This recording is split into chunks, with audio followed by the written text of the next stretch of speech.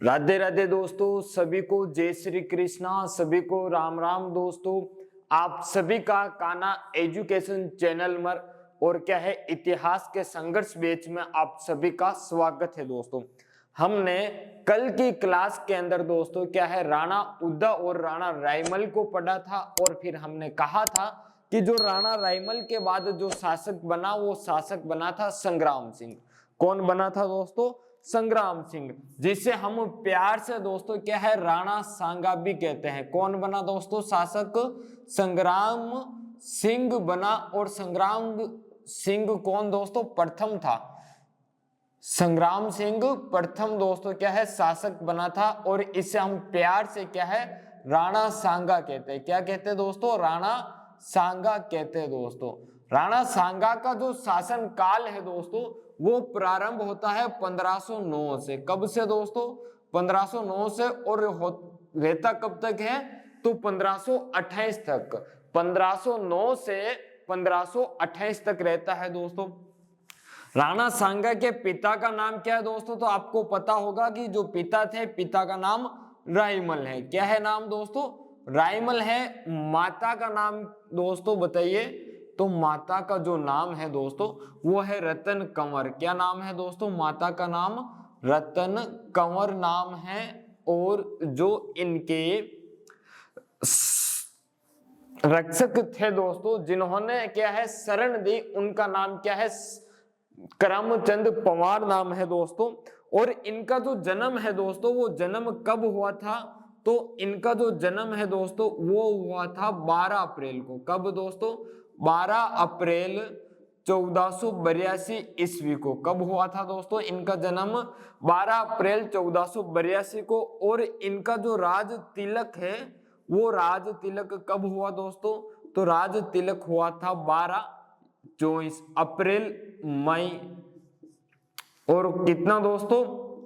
1509 ईस्वी में। ठीक है दोस्तों, ध्यान रखना कि जो हमारे संग्राम सिंह जी हैं उनके पिता का नाम रायमल, माता का नाम रतन कंवर और जो जन्म है वो हुआ था 12 अप्रैल 1482 ईस्वी को।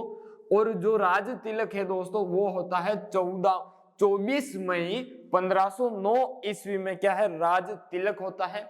इनके पुत्र कौन कौन है दोस्तों? तो पुत्र की बात कर लूं। इनके पुत्र की बात और समय आने पर बाद में करेंगे, लेकिन अभी मैं बता देता हूं। तो एक पुत्र का नाम है दोस्तों भोजराज, जो मीरा के पति थे दोस्तों। एक पुत्र का नाम आता है रतन सिंह। क्या नाम आता है दोस्तों? रतन सिंह नाम आता है। एक पुत्र का नाम आता है विक्रमादित्य। क्या नाम आता है? विक्रमादित्य नाम मिलता है। और एक पुत्र है जो हमारे उदयलाल है, जो क्या है उदय सिंह है दोस्तों। कौन थे? उदय सिंह। ये तो हो गए इनकी सामान्य जानकारी। अब हम बात करते हैं दोस्तों तो क्या क्या इन्होंने काम किया है मेवाड़ में। तो दोस्तों इनके स्थापत्य कला तो बहुत कम मिलती है देखने को, लेकिन इनके युद्ध अभियान बहुत मिलते हैं। और जिस प्रकार से इन्होंने युद्ध किए हैं उसी प्रकार से क्या है परीक्षा में जो प्रश्न बनते हैं वो इनके युद्धों को लेकर प्रश्न ज्यादा बनते हैं। तो ध्यान रखना दोस्तों। पहली बात करता हूं दोस्तों, तो जब ये शासक बने तब जो मेवाड़ की सीमा थी क्या थी दोस्तों?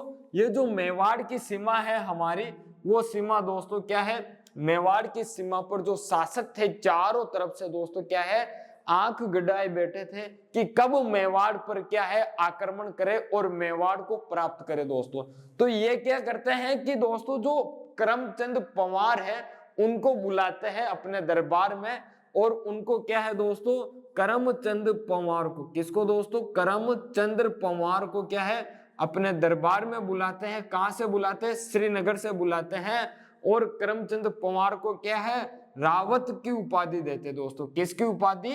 रावत की तो उपाधि देते, ध्यान रखना, रावत की उपाधि। और ये जो उपाधि है वो सांगा ने दी थी। किसने दी दोस्तों? सांगा ने दी थी। करमचंद पवार को क्या है रावत की उपाधि देते हैं, बुलाते हैं। ठीक है, और फिर क्या करते हैं इनको अजमेर का क्या है सामंत बनाते। क्या बनाते हैं? अजमेर का सामंत बनाते। क्या करते हैं दोस्तों? अजमेर का सामंत बनाते हैं। अब अजमेर का सामंत क्यों बनाते हैं?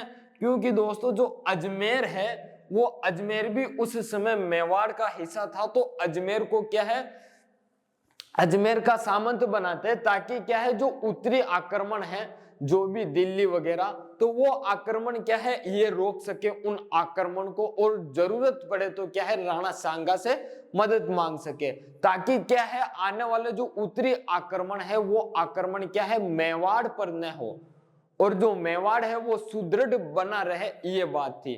तो करमचंद पवार ने दोस्तों पहले सांगा को शरण दी, तो सांगा ने क्या है समय आने पर इनको क्या है अजमेर का सामंत बना दिया और रावत की क्या है उपाधि दे दी। ठीक है दोस्तों, यह बात हो गई।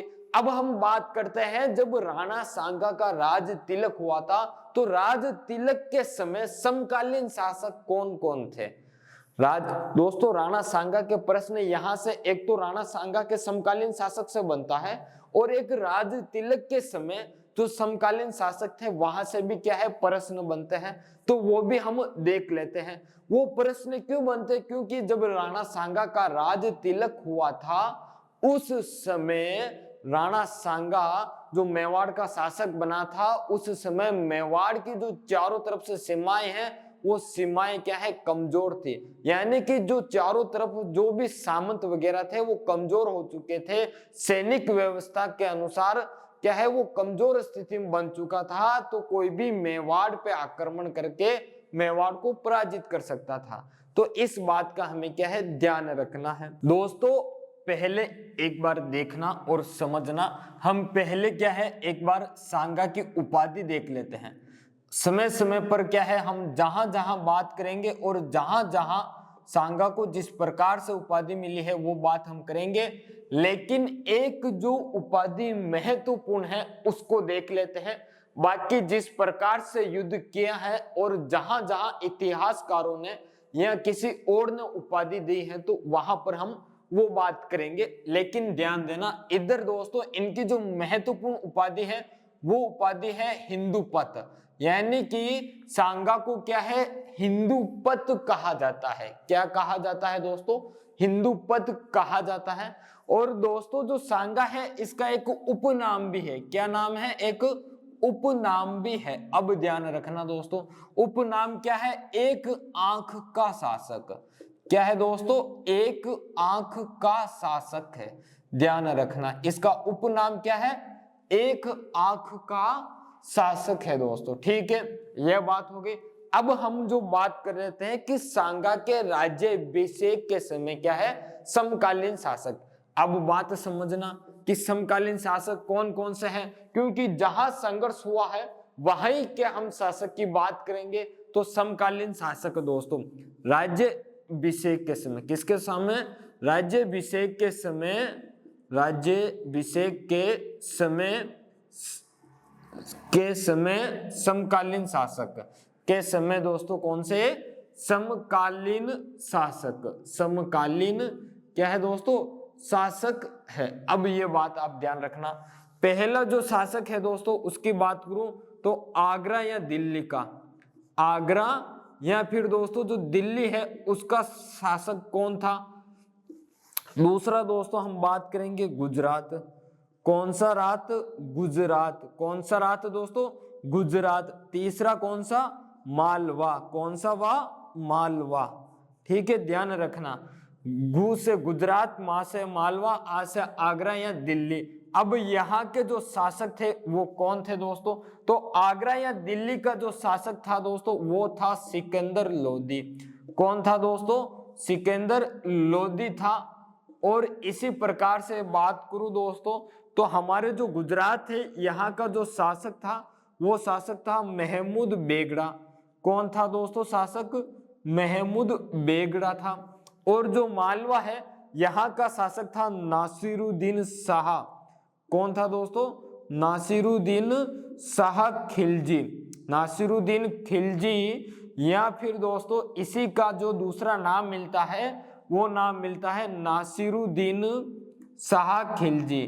क्या नाम मिलता है दोस्तों, नासिरुद्दीन शाह खिलजी नाम मिलता है। ये बात आपको क्या है ध्यान रखनी।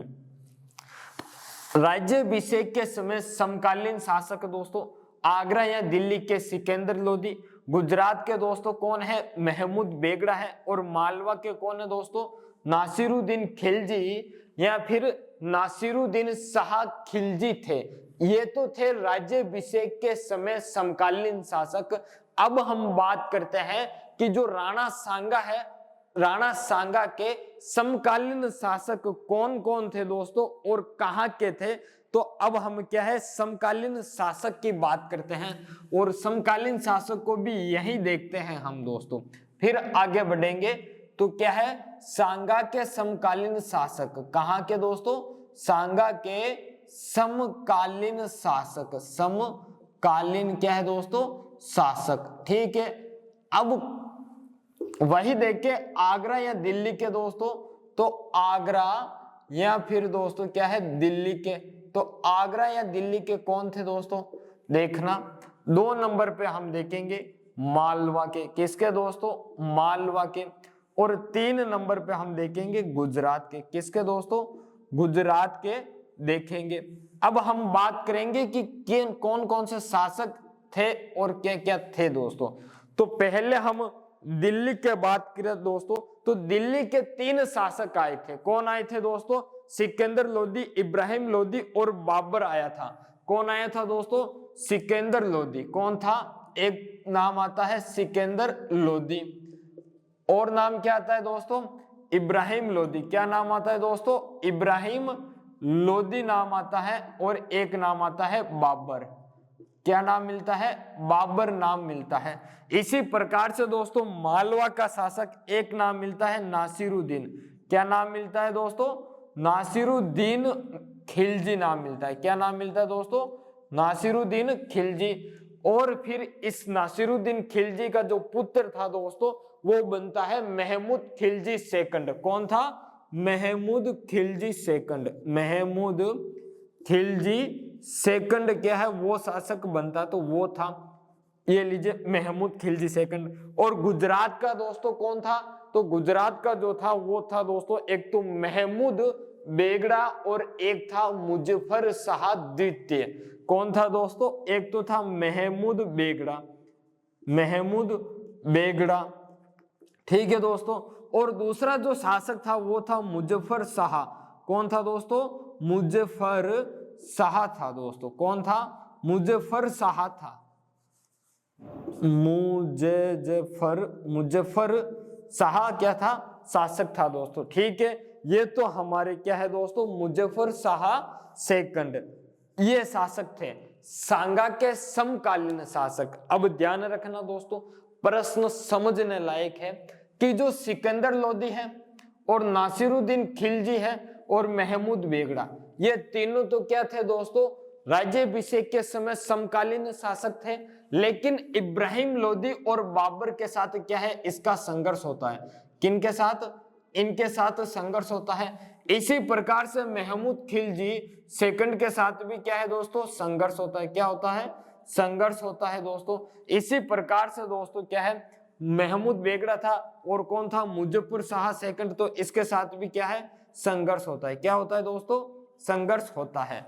तो संघर्ष वाले शासक और राज्याभिषेक के समय जो शासक थे वो ये थे दोस्तों। ठीक है, ये ध्यान आप रखना। एक बार और समझ लो, सांगा के समकालीन शासक, आगरा या दिल्ली के सिकंदर लोदी, इब्राहिम लोदी, बाबर, मालवा के नासिरुद्दीन खिलजी, महमूद खिलजी सेकंड, गुजरात के महमूद बेगड़ा और मुजफ्फर शाह सेकंड था दोस्तों। ठीक है, अब हम आगे बढ़ते हैं और इनके जो युद्ध अभियान है, वो पहला युद्ध अभियान हम दोस्तों आगरा या दिल्ली से प्रारंभ करेंगे। और पहला युद्ध अभियान हम इब्राहिम लोदी के मध्य देखेंगे कि सांगा और इब्राहिम लोदी के मध्य क्या हुआ। फिर हम बाबर का आगमन देखेंगे भारत में। उसके बाद हम महमूद खिलजी को देखेंगे मालवा का। आज की क्लास में दोस्तों सिकंदर लोदी के साथ कोई संघर्ष नहीं हुआ तो हम नहीं देखेंगे, ये ध्यान रखना। और नासिरुद्दीन खिलजी के साथ भी कोई संघर्ष नहीं हुआ तो नहीं देखेंगे। कल हम दोस्तों क्या है, गुजरात का इस महमूद शाह मुजफ्फर शाह है सेकंड, इसके साथ संघर्ष देखेंगे। फिर हम बाबर को क्या है, प्रारंभ करेंगे कल की क्लास में। तो ये बात हो गई कैसे क्या पढ़ना है दोस्तों। एक रणनीति होना तो पढ़ा भी आसानी से जाता है दोस्तों, और क्या है तैयारी करने में भी आसानी होती है। तो मैंने क्या है रणनीति के अनुसार आता हूं ताकि मुझे भी पढ़ाने में कोई दिक्कत ना हो, आपको भी पढ़ने में दिक्कत ना हो, समझने में क्या है आसानी रहे आपके दोस्तों।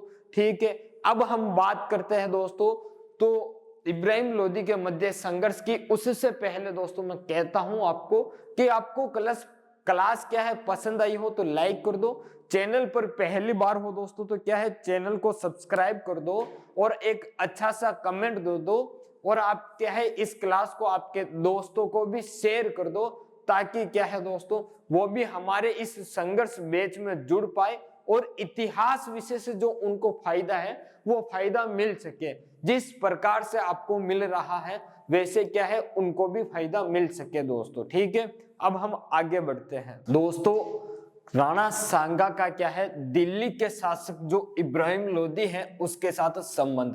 तो टॉपिक हमारा क्या होगा, सांगा का इब्राहिम लोदी के साथ क्या है संबंध, इब्राहिम लोदी के साथ संबंध, इब्राहिम लोदी के साथ क्या है संबंध दोस्तों। ठीक है, ये तो हुआ हमारा टॉपिक, क्या हुआ सांगा का इब्राहिम लोदी के साथ संबंध दोस्तों। अब हम बात करें तो बात ये होती है दोस्तों कि जो इब्राहिम लोदी है वो इब्राहिम लोदी दोस्तों 22 नवंबर 1517 को क्या है शासक बनता है। ये जो इब्राहिम लोदी है दोस्तों, कौन, इब्राहिम लोदी दोस्तों समझना, ये जो इब्राहिम लोदी है ये इब्राहिम लोदी दोस्तों 22 नवंबर को, कब दोस्तों 22 नवंबर को 1517, 22 नवंबर 1517 को क्या है दोस्तों दिल्ली का शासक बनता है। कहां का दोस्तों, दिल्ली का क्या है शासक बनता है। अब ये बात आप ध्यान रखना कि ये दिल्ली का शासक कब बना, 1517 को 22 नवंबर को बना था दोस्तों। और क्या है ये जब शासक बनता है दिल्ली का तो क्या करता है ये साम्राज्य विस्तार नीति के तहत, किस नीति के तहत दोस्तों, साम्राज्य विस्तार नीति के तहत, किस नीति के तहत दोस्तों, साम्राज्य विस्तार नीति के तहत, नीति के क्या है दोस्तों तहत क्या है मेवाड़ पर आक्रमण करता है। क्या करता है दोस्तों, मेवाड़ पर आक्रमण करता है, मेवाड़ पर क्या है दोस्तों ये आक्रमण करता है। ठीक है दोस्तों, तो मेवाड़ पर आक्रमण कब करता है तो यह समझना। और इस इब्राहिम लोदी ने दोस्तों क्या है मेवाड़ पर 2 बार आक्रमण किए और दोनों ही बार इसकी क्या है दोस्तों हार होती है। और इसी की क्या है दोनों बार हार होने से क्या है बाबर को काबुल से बुलाया जाता है भारत में, और इब्राहिम लोदी को क्या है हटाकर बाबर को शासक बनाया जाता है। यदि इब्राहिम लोदी यदि युद्ध नहीं हारता राणा सांगा से तो शायद ही बाबर क्या है काबुल से भारत आता दोस्तों। तो इसने पहला जो आक्रमण किया था दोस्तों वो क्या था खातौली पर, और जो युद्ध हुआ था दोस्तों वो हुआ था खातौली का युद्ध। इसने मेवाड़ पर क्या है आक्रमण किया, और जो पहला युद्ध हुआ था दोस्तों वो हुआ था खातौली का युद्ध। कौन सा युद्ध हुआ था दोस्तों, खातौली का युद्ध हुआ था। और ये युद्ध हुआ था दोस्तों 1517 ईस्वी में। कब हुआ था, 1517 ईस्वी में हुआ था। और ये जो खातौली स्थान है दोस्तों वर्तमान में कोटा जिले में है। कहां पर दोस्तों, कोटा जिले में है वर्तमान के अंदर, ध्यान रखना। ये जो खातौली है ये खातौली दोस्तों कोटा जिले में है। और खातौली का युद्ध 1517 ईस्वी में हुआ था। किन किन के मध्य हुआ दोस्तों, तो ये हुआ सांगा के और किन के मध्य दोस्तों, इब्राहिम लोदी के मध्य हुआ था। किन के मध्य दोस्तों, इब्राहिम लोदी के मध्य हुआ था। तो इस युद्ध में विजय कौन हुआ दोस्तों, बात एक बार फिर से समझना कि जो सांगा और इब्राहिम लोदी का संबंध कैसे बनता है। तो इब्राहिम लोदी 22 नवंबर 1517 को दिल्ली का शासक बनता है दोस्तों, और साम्राज्य विस्तार नीति के तहत क्या है मेवाड़ पर आक्रमण करता है। यानी कि इब्राहिम लोदी क्या है जो दिल्ली की सीमा है उस सीमा का क्या है दोस्तों विस्तार करना चाहता है इस प्रकार से, तो मेवाड़ को दिल्ली में मिलाना चाहता है। इसके तहत क्या है ये खातौली पर क्या है आक्रमण करता है मेवाड़ में, और खातौली कोटा जिले में पड़ता है। और जो खातौली का युद्ध होता है वो होता है 1517 ईस्वी में दोस्तों। सांगा और इब्राहिम लोदी के मध्य युद्ध होता है दोस्तों। इस युद्ध के अंदर सांगा की क्या है विजय होती है। क्या होती है दोस्तों, जो विजय है वो विजय दोस्तों क्या है सांगा की होती है।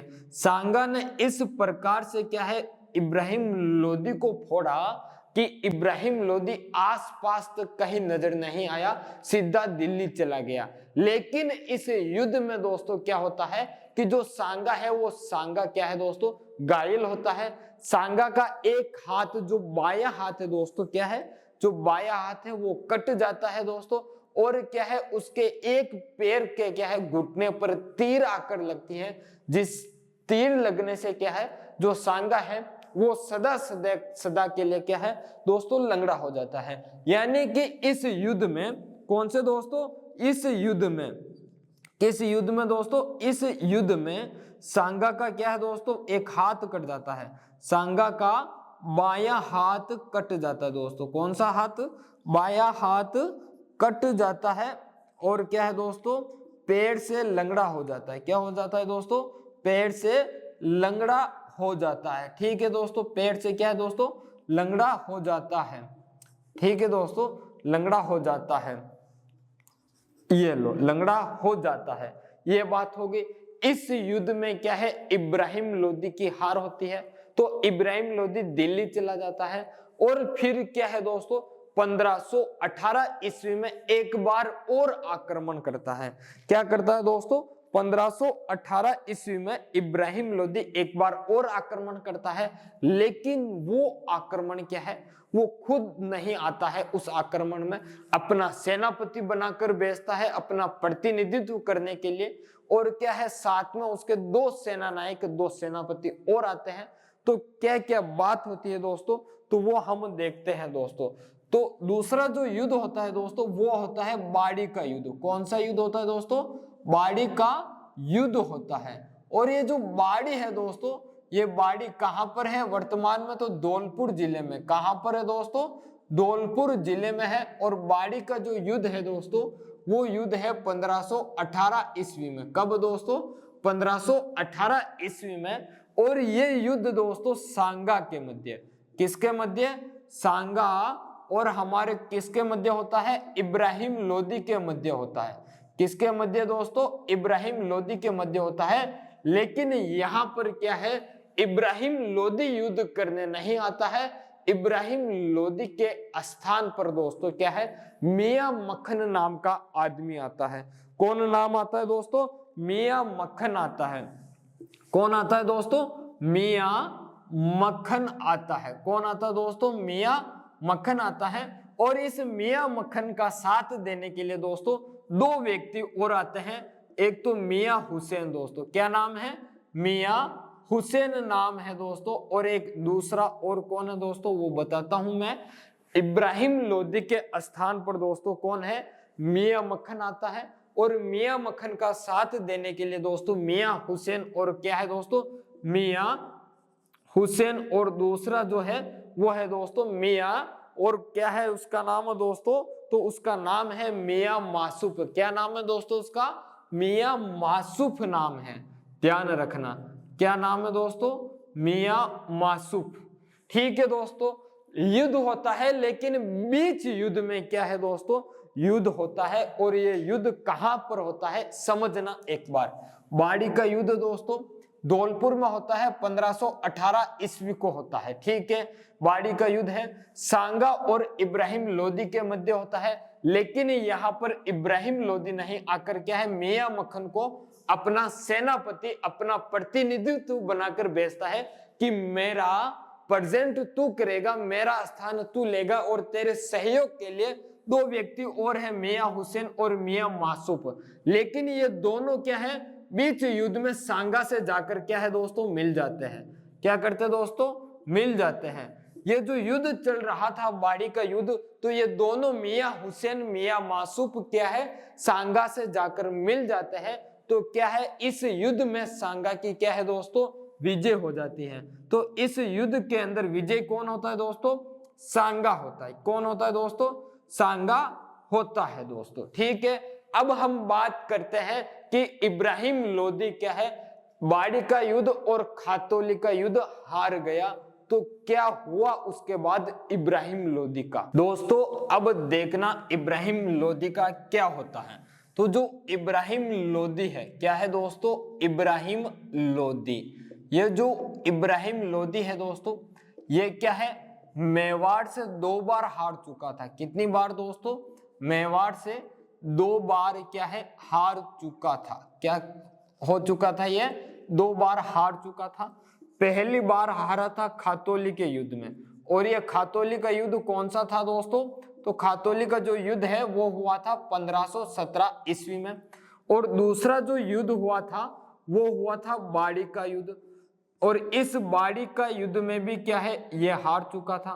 ये युद्ध हुआ था 1518 ईस्वी में दोस्तों। क्या है ये 2 युद्ध के अंदर मेवाड़ से हार चुका था। तो इस इब्राहिम लोदी के जो सूबेदार थे, कौन थे दोस्तों, सूबेदार, वो सूबेदार क्या है इस बात से क्या है इब्राहिम लोदी की पराजय से क्या है दोस्तों निराश हो चुके थे, नाखुश थे। क्या थे दोस्तों, नाखुश थे। ये सूबेदार है वो क्या थे, नाखुश थे। और नाखुश होकर क्या करते हैं दोस्तों, जो सूबेदार थे वो नाखुश थे, और नाखुश होने का एक ही कारण था कि ये जो इब्राहिम लोदी है 2 बार मेवाड़ से क्या है हार चुका है, यानी कि ये आदमी निकम्मा है। ये क्या है अपने दिल्ली की जो सल्तनत है उसको क्या है खोना चाहता है। साथ ही साथ क्या है जो दिल्ली है उस दिल्ली से दोस्तों ये क्या है दिल्ली दोस्तों समझना, इसके जो सूबेदार है वो नाराज क्यों होते हैं, नाखुश क्यों होते हैं। तो ये जो दिल्ली है इस दिल्ली का दोस्तों शासक कौन है, इब्राहिम लोदी है। और ये जो इब्राहिम लोदी है ये मेवाड़ से दोस्तों क्या है 2 बार पराजित हो चुका है। तो क्या है ये इब्राहिम लोदी किसी भी समय क्या है दिल्ली शासक से हट सकता है। और क्या है यहाँ पर जो दिल्ली में जो मुस्लिम सल्तनत है, जो मुस्लिम शासक है, उस शासक का भी क्या है ये नाश कर सकता है। यानी कि मुस्लिम शासक को क्या है, मुस्लिम सल्तनत को यह है क्या है सदा सदा के लिए क्या है दोस्तों, मुस्लिम सल्तनत को सदा सदा के लिए यह समाप्त कर सकता है, सल्तनत। ठीक है दोस्तों ध्यान रखना, मुस्लिम सल्तनत को क्या है सदा सदा के लिए यह समाप्त कर सकता है। तो इसके जो सूबेदार थे वो सूबेदार क्या है दिल्ली में जो मुस्लिम सल्तनत है वो बनी रहे, इसको बचाने के लिए सूबेदार दोस्तों 2 सूबेदार नाम आता है। एक तो आलम खां लोदी, एक नाम आता है दौलत खां लोदी। पंजाब के सूबेदार थे दोस्तों 2, पंजाब के कौन थे सूबेदार थे। ये सूबेदार क्या करते हैं, इनका नाम दोस्तों एक तो है आलम खां लोदी, क्या नाम है आलम खां लोदी। ठीक है दोस्तों, एक नाम और है वो नाम है दोस्तों दौलत खां लोदी। क्या नाम है, दौलत खां लोदी ये नाम। ये दोनों सूबेदार क्या करते हैं कि दिल्ली में जो मुस्लिम सल्तनत है उसको बचाने के लिए और इस इब्राहिम को हटाने के लिए, क्योंकि ये 2 बार मेवाड़ से पराजित हो चुका है, यदि मेवाड़ वापस दिल्ली पे आक्रमण करता है तो इब्राहिम लोदी पराजित होगा और दिल्ली पर क्या है हिंदू सल्तनत आकर राज करेगी। तो ये दोनों क्या करते हैं मुस्लिम सल्तनत को बचाने के लिए दोस्तों क्या है काबुल, कहां दोस्तों एक काबुल निमंत्रण भेजते हैं। और जो काबुल का शासक था वो था दोस्तों मोहम्मद जाहिरुद्दीन बाबर। क्या नाम है दोस्तों उसका, मोहम्मद जाहिरुद्दीन बाबर नाम है, मोहम्मद जाहिरुद्दीन बाबर दोस्तों। ये था हमारा बाबर जो कहां का, काबुल का शासक था दोस्तों। कहां का शासक था, काबुल का शासक था। इस काबुल के शासक के पास क्या है ये निमंत्रण भेजते हैं ये कहते हैं कि बाबर जी मेवाड़ क्या आप भारत आइए और भारत में क्या है इस इब्राहिम लोदी दिल्ली पर आक्रमण करिए। क्या करिए? दिल्ली पर इब्राहिम लोदी पर आक्रमण करिए, दिल्ली से इब्राहिम लोदी को हटाइए और आप क्या है वहां आकर राज करें, क्योंकि इब्राहिम लोदी मेवाड़ से 2 बार पराजित हो चुका है। यदि मेवाड़ अब दिल्ली पर आक्रमण करता है तो दिल्ली में जो हमारी मुस्लिम सल्तनत है वो सदा सदा के लिए खो जाएगी। तो ये काबुल का शासक मोहम्मद जाहिर बाबर कहां का था? काबुल का शासक था। ये भारत आकर दोस्तों क्या है, भारत आता है और भारत आकर क्या है इस इब्राहिम लोदी पर क्या है दोस्तों, इब्राहिम लोदी पर आक्रमण करता है। क्या करता है दोस्तों? इब्राहिम लोदी पर आक्रमण करता है। अब यह आक्रमण करता है तो आक्रमण कब होता है वो हम अब देखते हैं कि आक्रमण कब होता है और उस आक्रमण में क्या क्या घटनाएं घटित होती हैं। दोस्तों एक बार फिर से मैं आपको समझाता हूं कि बाबर क्या है, भारत कैसे आया दोस्तों। तो ये क्या है, काबुल है दोस्तों, और काबुल का जो शासक था वो था मोहम्मद जाहिरुद्दीन बाबर। कौन था? मोहम्मद जाहिरुद्दीन बाबर था दोस्तों। कौन था? बाबर था शासक। और हमारे इधर जो दिल्ली का शासक है दोस्तों वो कौन है? तो जो दिल्ली का शासक है दोस्तों वो है इब्राहिम लोदी। कौन है दोस्तों? इब्राहिम लोदी है। और इस इब्राहिम लोदी की क्या है दोस्तों, मेवाड़ से 2 बार पराजय हो जाती। क्या हो जाती है? 2 बार पराजय हो जाती है। और इस पराजय से क्या है, इसके जो सूबेदार थे वो सूबेदार क्या है, नाखुश होते हैं। और दिल्ली के अंदर क्या है, जो मुस्लिम सल्तनत है उस सल्तनत को क्या है बनाए रखने के लिए, दिल्ली सल्तनत को बनाए रखने के लिए दोस्तों क्या है, दिल्ली में जो मुस्लिम सल्तनत है उसको बनाए रखने के लिए दोस्तों क्या है, एक तो आलम खां लोदी। कौन था दोस्तों? आलम खां लोदी। और दूसरा दोस्तों कौन है? आलम खां लोदी और दौलत खां लोदी। ये दोनों कहां के सूबेदार है दोस्तों? तो ये दोनों पंजाब के सूबेदार है। कहां के दोस्तों? ये दोनों कहां के? पंजाब के सूबेदार थे। कहां के दोस्तों? पंजाब के क्या है? सूबेदार थे। ठीक है दोस्तों, ध्यान रखना पंजाब के क्या है, सूबेदार थे। ओके, ध्यान रखना कहां के? पंजाब के सूबेदार। कहां के? पंजाब के सूबेदार थे। ये दोनों क्या करते हैं, ये दोनों दोस्तों क्या है निमंत्रण भेजते कहां पर? काबुल पर।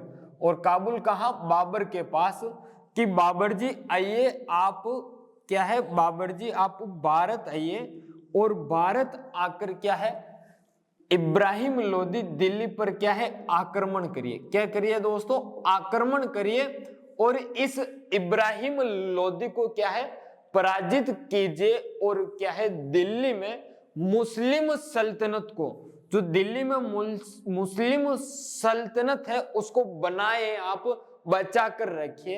यदि आप दिल्ली आकर, भारत आकर इब्राहिम लोदी पर आक्रमण नहीं करते हो तो क्या है कुछ ही दिनों की क्या है दिल्ली में मुस्लिम सल्तनत रहने वाली है। क्योंकि इब्राहिम लोदी मेवाड़ से 2 बार क्या है पराजित हो चुका है, मेवाड़ से 2 बार क्या है पराजय प्राप्त कर चुका है। यदि तीसरी बार ऐसा होता है तो इब्राहिम लोदी को दिल्ली छोड़ना पड़ेगा, मुस्लिम सत्ता दिल्ली से हट जाएगी। तो इस बात को क्या है बाबर लेता है और बाबर क्या है भारत आता है। भारत आकर क्या है इब्राहिम लोदी पर आक्रमण करता है। और ये जो आक्रमण करता है तो इन दोनों के मध्य दोस्तों क्या है युद्ध होता है। और जो वो युद्ध होता है उस युद्ध का नाम है पानीपत का प्रथम युद्ध। दोस्तों क्या नाम है? पानीपत का प्रथम युद्ध। पानीपत का दोस्तों क्या है प्रथम युद्ध। पानीपत का क्या दोस्तों? प्रथम युद्ध। और ये युद्ध होता है दोस्तों अप्रैल 1500 दोस्तों कब होता है? 26 में होता है। ये जो युद्ध है दोस्तों, ये युद्ध अप्रैल 1526 के अंदर होता है। कब होता है दोस्तों? अप्रैल 1526 के अंदर ये युद्ध होता है दोस्तों, ध्यान रखना। ठीक है दोस्तों, ये युद्ध क्या है 1526 में होता है। और इस युद्ध के अंदर क्या क्या घटनाएं घटित होती है उस घटनाओं को हम देखते हैं दोस्तों। तो 1526 में युद्ध होता है और ये युद्ध बाबर और दोस्तों किनके मध्य होता है, तो बाबर के साथ ही साथ दोस्तों इब्राहिम लोदी के मध्य होता है। किसके साथ, इब्राहिम लोदी के मध्य होता है। ठीक है दोस्तों, बाबर वर्सेस इब्राहिम लोदी। और ये जो पानीपत है दोस्तों, ये पानीपत स्थान हरियाणा में है। कहां पर है दोस्तों, हरियाणा के अंदर पड़ता है पानीपत स्थान। ठीक है, और इस युद्ध में जो विजय होती है वो विजय दोस्तों बाबर की होती है। किसकी विजय होती है, बाबर की विजय होती है दोस्तों। इस युद्ध में दोस्तों कहा जाता है कि जो इब्राहिम लोदी है, उस इब्राहिम लोदी के पास क्या थे, सैनिक ज्यादा थे। क्या थे दोस्तों, इस इब्राहिम लोदी के पास क्या थे दोस्तों, सैनिक ज्यादा थे। फिर भी इब्राहिम लोदी क्या है, बाबर से पराजित हो जाता है।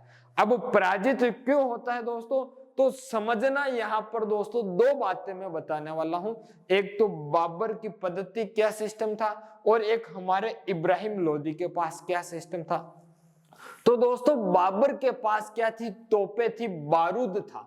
क्या था, तोपे थी, बारूद था, जिसका प्रयोग ये क्या है युद्ध में करता, और जो सामने वाला है वो चाहे कितनी भी संख्या में हो लेकिन वो क्या है पराजित हो जाता, क्योंकि तोप बारूद का दोस्तों क्या है कोई सामना नहीं कर सकता। उसके सामने जो भी जाता है वो सीधा क्या है मारा जाता है। लेकिन हमारे इब्राहिम लोदी के पास दोस्तों क्या थी, तलवारें थी, और क्या था दोस्तों, बाले थे, और साथ ही साथ क्या थे दोस्तों, धनुष बाण थी।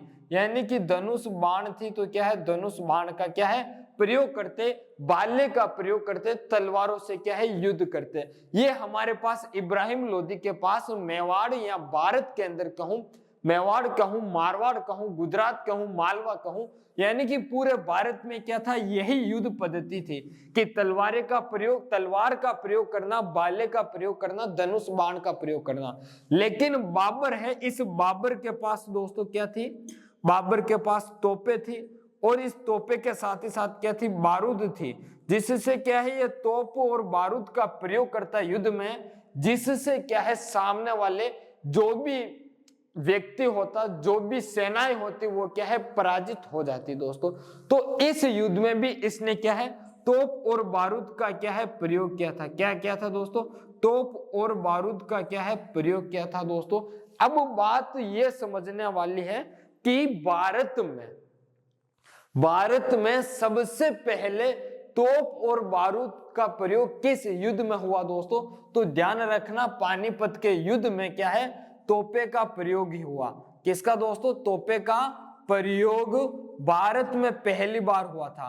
तोपे का प्रयोग दोस्तों भारत में पहली बार कहां पर हुआ, तो भारत में पहली बार जो तोप का प्रयोग हुआ था दोस्तों, वो तोप का प्रयोग पानीपत के युद्ध में हुआ था।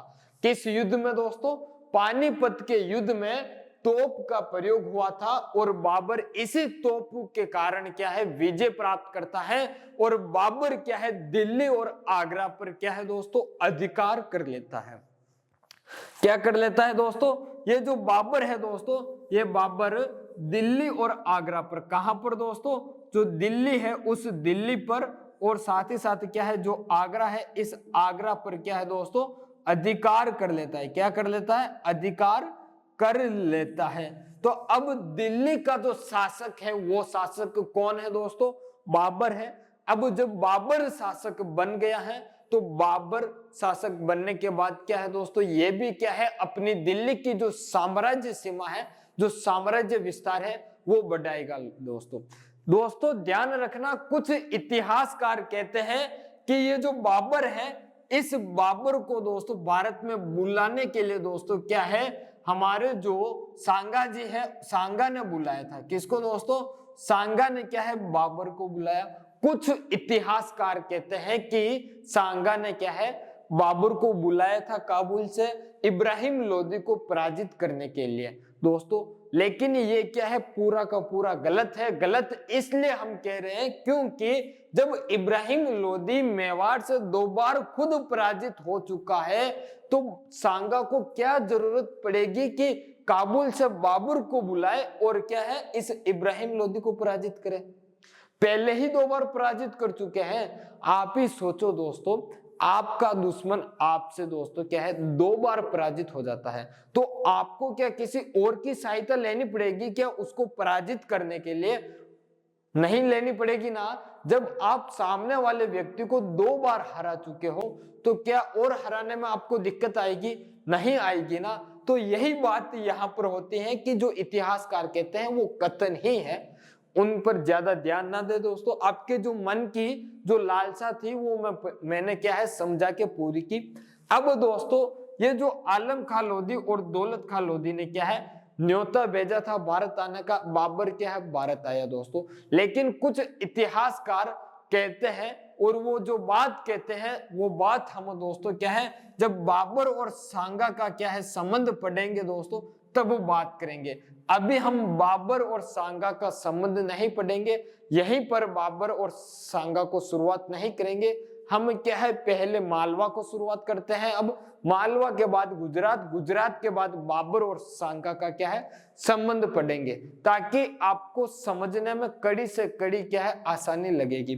526 में क्या है दिल्ली का शासक बनता है। इसके बाद की जो घटनाएं हमारे मेवाड़ के संबंध बाबर का क्या है बाद में बनेगा, तब बात की बात बाद में करेंगे। अभी हम आगे बढ़ते हैं, मालवा के साथ संबंध देखते हैं, किसका, हमारे सांगा का। दोस्तों देखना, अब हम सांगा का मालवा के साथ संबंध देखते हैं।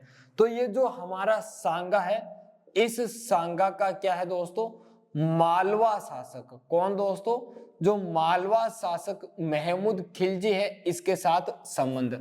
मालवा शासक महमूद खिलजी द्वितीय, कौन है दोस्तों, महमूद खिलजी द्वितीय सेकंड के साथ क्या है दोस्तों संबंध, सेकंड के साथ संबंध। अब संबंध कैसे थे, क्या थे दोस्तों, उससे पहले हम क्या है एक घटना देखते हैं महमूद खिलजी की। इसके बाद हम तभी क्या है संबंध को समझ पाएंगे। ये क्या है दोस्तों डायरेक्ट संबंध नहीं, इनडायरेक्ट संबंध बने हुए हैं। ठीक है दोस्तों, तो दोस्तों समझना ये क्या है मालवा है, क्या है दोस्तों मालवा है। और मालवा का जो शासक था दोस्तों वो था नासिरुद्दीन शाह। कौन था दोस्तों, नासिरुद्दीन खिलजी या फिर नासिरुद्दीन शाह खिलजी था। कौन था दोस्तों, नासिरुद्दीन खिलजी। इसके दोस्तों 2 पुत्र थे, कितने, 2 पुत्र। एक पुत्र का नाम है दोस्तों साहब खां, क्या नाम है दोस्तों, साहब खां था। और एक पुत्र का नाम है दोस्तों महमूद खिलजी द्वितीय, क्या नाम है, महमूद खिलजी द्वितीय नाम है। अब होता क्या है दोस्तों, ये जो महमूद खिलजी द्वितीय है ये नासिरुद्दीन बाद के क्या है शासक बनता है। कौन बनता है दोस्तों, जो नासिरुद्दीन खिलजी है इसके बाद शासक कौन बनता है, महमूद खिलजी द्वितीय शासक बनता है। ठीक है दोस्तों, लेकिन क्या है इस महमूद खिलजी द्वितीय के जो दरबार में जो सरदार थे वो सरदार क्या है मुस्लिम सरदार, इस महमूद खिलजी द्वितीय को दोस्तों क्या है कमजोर समझते हैं। क्या समझते हैं, कमजोर समझते हैं। कमजोर का मतलब दोस्तों क्या है, ये इसको क्या है दोस्तों दुबला पतला समझते हैं। दुबला पतला कैसे समझते हैं दोस्तों, समझना कि जो मेवाड़ है उस मेवाड़ में कौन है, राणा सांगा है। और राणा सांगा ने क्या है दिल्ली के शासक इब्राहिम लोदी को 2 बार पराजित किया था। और इधर ये जो महमूद खिलजी द्वितीय जो शासक बना है दोस्तों, वो शासक क्या है नया नया शासक बना है। साथ ही साथ दोस्तों क्या है रणनीति में भी इतना क्या है निपुण नहीं है। और तो इनके जो सामंत थे महमूद खिलजी के जो सरदार थे, उन सरदारों को क्या लगता था कि ये जो महमूद खिलजी द्वितीय है वो क्या है मेवाड़ से क्या है जब भी युद्ध करेगा तो पराजित होगा और मालवा का जो है वो क्या है दोस्तों नामो निशान मिटा देगा, मालवा को क्या है मेवाड़ के अंदर मिला देगा। तो इनके सरदारों को ऐसा लगा और इस महमूद खिलजी को क्या है राजगद्दी से हटा देते। क्या करते दोस्तों, राजगद्दी से हटा देते हैं, यानी कि जो राजगद्दी थी इसके पास उसको हटाकर क्या है साहब खां को शासक बना देते हैं। किसको दोस्तों, इस साहब खां को क्या है शासक बना देते हैं। अब जब साहब खां शासक बनेगा, क्योंकि सरदारों का मानना था कि जो साहब खां है वो यदि शासक बनता है तो क्या है अच्छे अच्छे को क्या है पसीना छुड़ा सकता है, यानी कि क्या है युद्ध करने में ये निपुण था और ये युद्ध करने में क्या है निपुण नहीं लगा, कमजोर लगा, निर्बल लगा आदमी। ठीक है दोस्तों, ये बात होती है। अब साहब खां शासक बना तो ये महमूद खिलजी क्या शांत बैठेगा, क्योंकि जब वो शासक को हटाकर दूसरे को शासक बनाया तो इसे तो गुस्सा ही आएगा। क्या आएगा, गुस्सा ही आएगा। तो ये क्या करेगा, इसका बदला लेने के लिए दोस्तों क्या है एक सरदार राजपूत था दोस्तों। कौन था, सरदार राजपूत। और उस सरदार राजपूत का नाम क्या है दोस्तों, तो सरदार राजपूत का जो नाम था वो नाम है मेदिनी राय। क्या नाम है दोस्तों, मेदिनी राय नाम है। इस मेदिनी राय राजपूत से क्या है दोस्तों सहायता लेता है। जो सरदार राजपूत मेदिनी राय है, इस सरदार राजपूत मेदिनी राय से क्या है महमूद खिलजी दोस्तों क्या है सहायता लेता है और सहायता लेकर कहता है कि देखो मेदिनी जी, आप मुझे क्या है वापिस इस मालवा की गद्दी पर बैठाते हो तो मैं क्या है आपको मेरे मंत्रिमंडल में शामिल करूंगा और क्या है आपको एक उच्च पद दूंगा, आप मेरे मालवा का क्या है कार्यभार संभालना। ये बात क्या है सरदार राजपूत मेदिनी राय को कहता है और सहायता लेता है। तो अब महमूद खिलजी द्वितीय और दोस्तों सरदार राजपूत मेदिनी राय मिलकर क्या है इस साहब खां पर क्या है दोस्तों आक्रमण करते। क्या करते हैं, आक्रमण करते हैं और इस साहब खां को क्या है पराजित कर देते। क्या कर देते दोस्तों, पराजित कर देते हैं। और महमूद खिलजी फिर से क्या है दोस्तों मालवा का शासक बन जाता है। क्या बन जाता है दोस्तों, मालवा का शासक बन जाता है। अब वापस मालवा का शासक कौन बना दोस्तों, महमूद खिलजी बना। कौन बना दोस्तों, महमूद खिलजी बना। और जब महमूद खिलजी मालवा का शासक बना तो ये क्या करता है इस मेदिनी राय को क्या है दोस्तों प्रधानमंत्री बनाता है। क्या बनाता है, अपना प्रधानमंत्री बनाता है। क्या बनाता है दोस्तों, प्रधानमंत्री बनाता है। और क्या है मालवा के अंदर जितने भी कार्य होते हैं वो सब कार्य इस प्रधानमंत्री के तहत करवाता है, इसकी देख रेख में होता है। सब कार्य क्या है इसकी मोहर लगने के बाद होते हैं।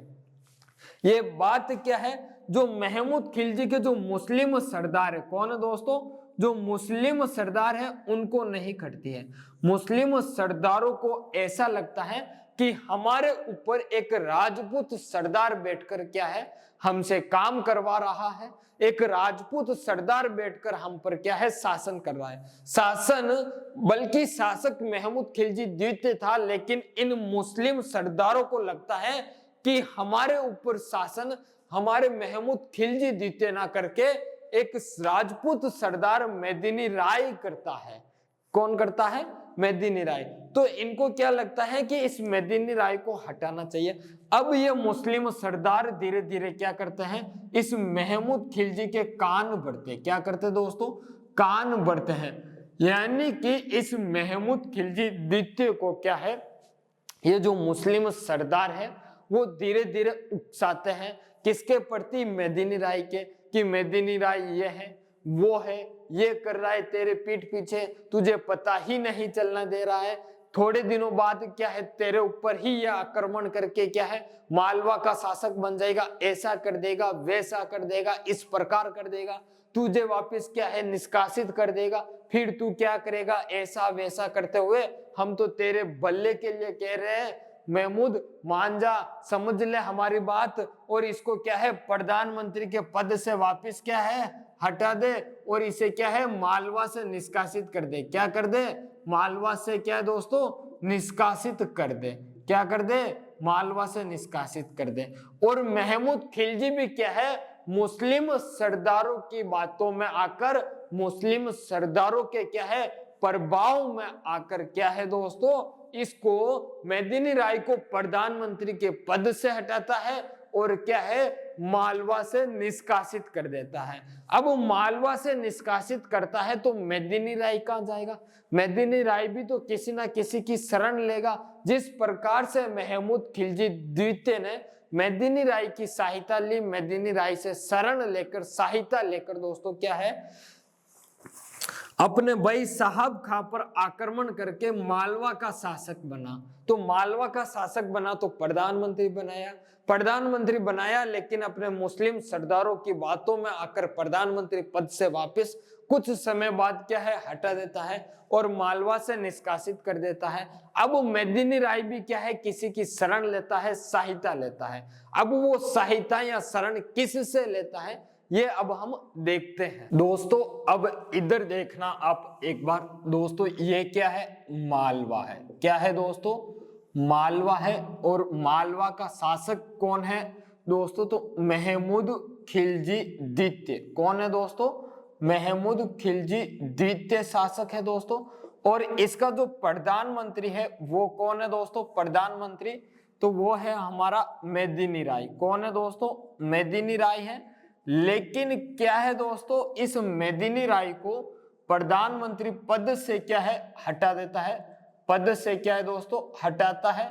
और इस मेदिनी राय को दोस्तों क्या है मालवा से निष्कासित करता है। कहां से दोस्तों?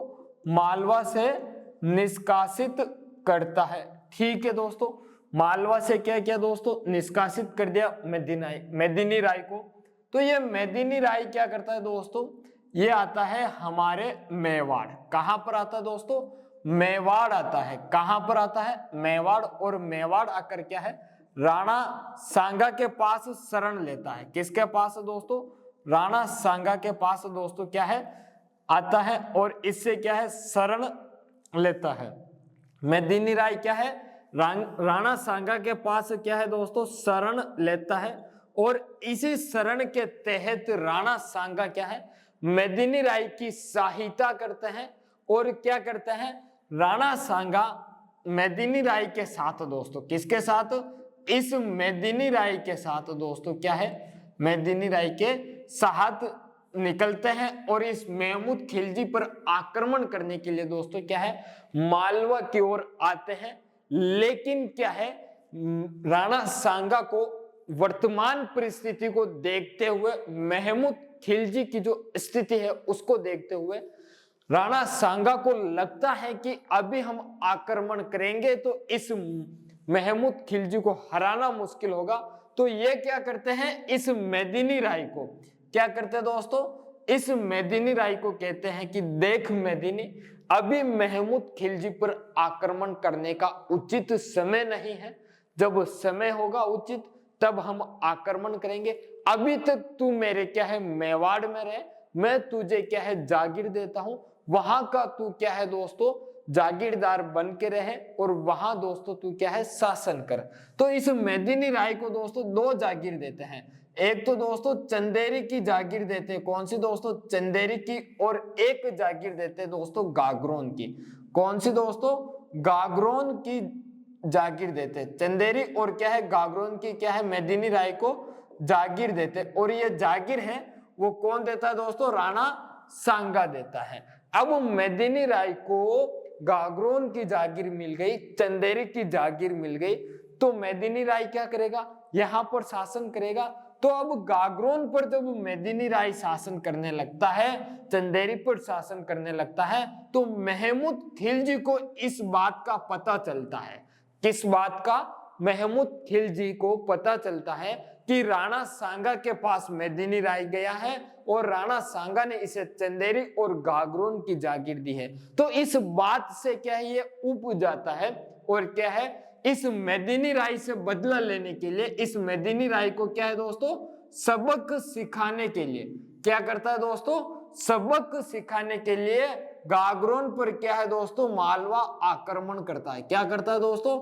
गागरोन पर महमूद खिलजी द्वितीय दोस्तों क्या है आक्रमण करता है। और ये आक्रमण कहां पर करता है? तो गागरोन पर करता है। लेकिन क्या इस आक्रमण में महमूद खिलजी सेकंड जीत पाएगा? क्या हार जाएगा? क्या ये मेदिनी राय को पराजित कर पाएगा? क्या घटना होती है, उस घटना को हम देखते हैं और समझते हैं दोस्तों। गागरोन का युद्ध दोस्तों, ठीक है। गागरोन वर्तमान में दोस्तों झालावाड़ जिले में आता है। कहां पर आता है? झालावाड़ जिले में आता है। दोस्तों गागरोन का युद्ध, कौन सा युद्ध होता है? गागरोन का युद्ध होता है। गागरोन का युद्ध। ये युद्ध कब होता है दोस्तों? तो ये जो युद्ध है वो होता है 1519 ईस्वी में। कब होता है दोस्तों? 1519 ईस्वी में गागरोन का युद्ध होता है। और जो गागरोन स्थान है वो झालावाड़ जिले में है। किस जिले में है दोस्तों? झालावाड़ जिले में है। ये जो स्थान है गागरोन, वो झालावाड़ जिले में है दोस्तों। ये जो युद्ध है दोस्तों, ये युद्ध किन किन के मध्य होता है दोस्तों? तो एक तरफ तो है सांगा, एक तरफ है दोस्तों मेदिनी राय। कौन है दोस्तों? सांगा का साथ कौन है दोस्तों? मेदिनी राय है। क्योंकि गागरोन का जागीरदार किसे बना रखा था? मेदिनी राय को बना रखा था। जब मेदिनी राय गागरोन पर आक्रमण कौन करेगा? मालवा का शासक। कौन करेगा दोस्तों? मालवा का शासक महमूद खिलजी द्वितीय। ये जब गागरोन पर आक्रमण करेगा तो क्या करेगा दोस्तों? गागरोन पर आक्रमण करेगा तो ये जो मेदिनी राय है, ये मेवाड़ क्या है? सूचना पहुंचाता है, संदेशा पहुंचाता है सांगा के पास कि सांगा जी आइए और सहायता कीजिए, महमूद खिलजी ने हमारे ऊपर आक्रमण किया है। अब हमारे पास क्या है? उचित समय है इसको वापस सबक सिखाने के लिए। तो सांगा क्या है? सेना लेकर आता है। तो सांगा और मेदिनी राय मिलकर क्या है दोस्तों? महमूद खिलजी का सामना करते हैं। और इस युद्ध के अंदर जो विजय होता है दोस्तों, वो विजय होता है हमारा सांगा। कौन होता है दोस्तों?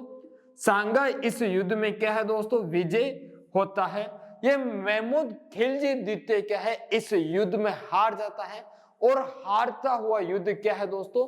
उस युद्ध को ये छोड़कर भाग जाता है। क्या करता है दोस्तों? ये इस युद्ध से क्या है दोस्तों? भाग जाता है। लेकिन क्या होता है दोस्तों?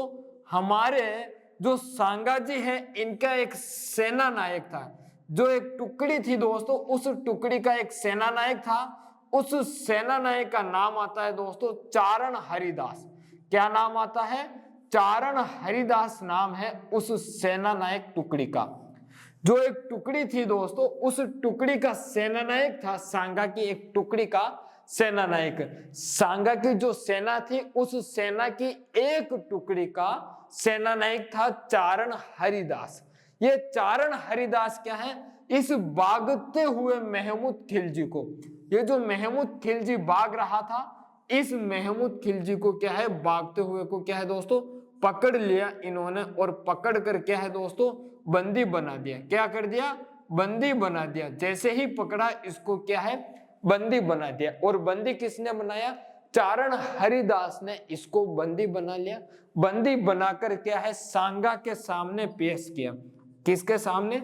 सांगा के सामने पेश किया। तो इस बात से क्या है? ये सांगा जी खुश हो जाते हैं और इस चारण हरिदास को क्या है? संपूर्ण मेवाड़ क्या है दोस्तों? प्रदान कर देते। क्या कर देते हैं? जो पूरा मेवाड़ है, उस मेवाड़ को क्या है? इस चारण हरिदास को दे देते हैं। इतने खुश हो जाते हैं। लेकिन चारण हरिदास कहता है कि आप तो मेरे अन्नदाता हो और अन्नदाता से मैं क्या है? ये कभी नहीं कर सकता हूं।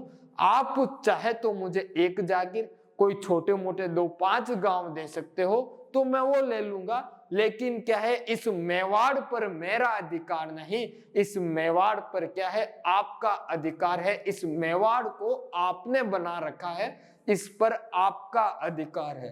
तो क्या करता है? इस मेवाड़ से क्या है दोस्तों? सांगा ने क्या है? इस चारण हरिदास को 12 गांव देते हैं। क्या देते हैं दोस्तों? 12 गांव देते हैं। और 12 गांव क्या है दोस्तों? 12 गांव चारण हरिदास को देते हैं। और किस कारण देते हैं? महमूद खिलजी द्वितीय को क्या है? बंदी बनाने के तहत देते दोस्तों। बंदी बना लिया। और क्या है दोस्तों, राणा जी सांगा जी भी खुश हो गए। अब बात क्या बनती है दोस्तों, आगे बात बनती है कि महमूद खिलजी द्वितीय को दोस्तों क्या है, हमारे सांगा जी एक दिन क्या है दोस्तों, इस मालवा के जो महमूद खिलजी द्वितीय को है, इसको क्या है वापस मालवा लौटाते हैं और इसको क्या है बंदी से मुक्त करते हैं। क्या करते हैं दोस्तों, बंदी से छोड़ते हैं, मालवा प्रदान करते हैं दोस्तों।